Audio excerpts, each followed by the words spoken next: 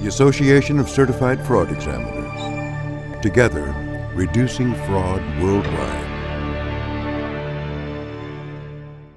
There's a lot of talk about Bitcoin or cryptocurrencies being the currency preferred by the cyber criminal.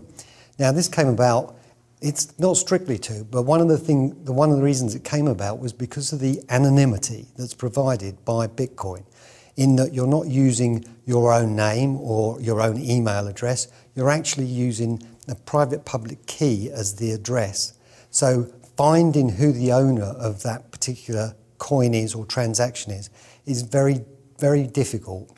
And if you go to the dark web, and to get to the dark web, you don't just Google the dark web, because if you do, ISP providers like Google and other search engines will give you a lot of information about the dark web, but it won't actually take you there.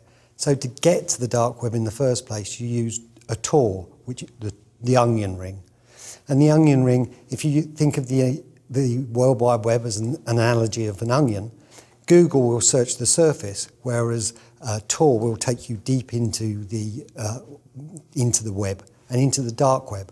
Now, the statistics say that probably 4 to 5% of visual information is available to open sources like Google, and 96 or 94% is available on the dark web. And the dark web is a pretty unsavoury place, and you can go there, and what you're looking at is things like guns, fake passports, fake currency, drugs, and a whole lot of other things, all except Bitcoins and other cryptocurrencies.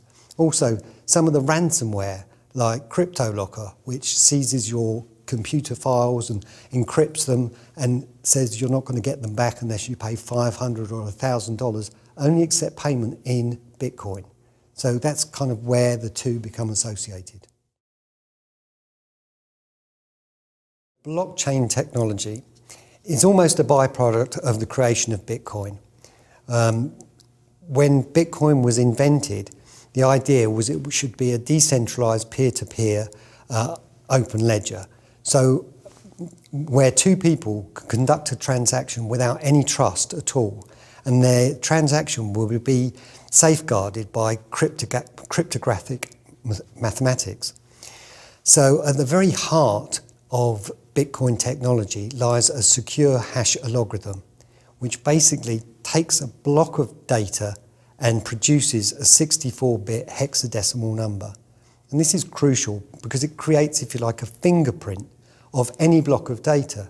So you could take the 6 million lines of code from Grand Theft Auto and put it through a secure hash algorithm, and out will come the 64-bit number. Now, if you change that code by one space or one period, then you get a completely different number. And this is very, very useful because it enables you to capture huge blocks of data in a very, very short and tiny number.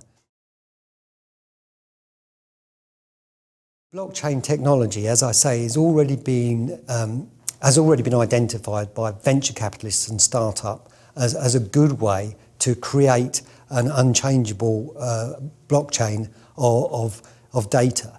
So companies, there's already a company that started up recording as much information about diamonds all around the world to secure the provenance of each diamond in the blockchain. And this will kind of get rid of blood diamonds in the market. Other people are looking for what they call smart contracts, so contracts that are able to execute if certain conditions happen. So they're almost automatic. Because you're able to put code in the blockchain, you can put an if-then transaction in the blockchain. So a simple solution might be, a simple smart contract might be, if I pass my CFE exam with 90%, then I will be awarded $400. So that type of smart contract could be executed. And a lot of people are looking for applications around the world where this can be used to prevent fraud.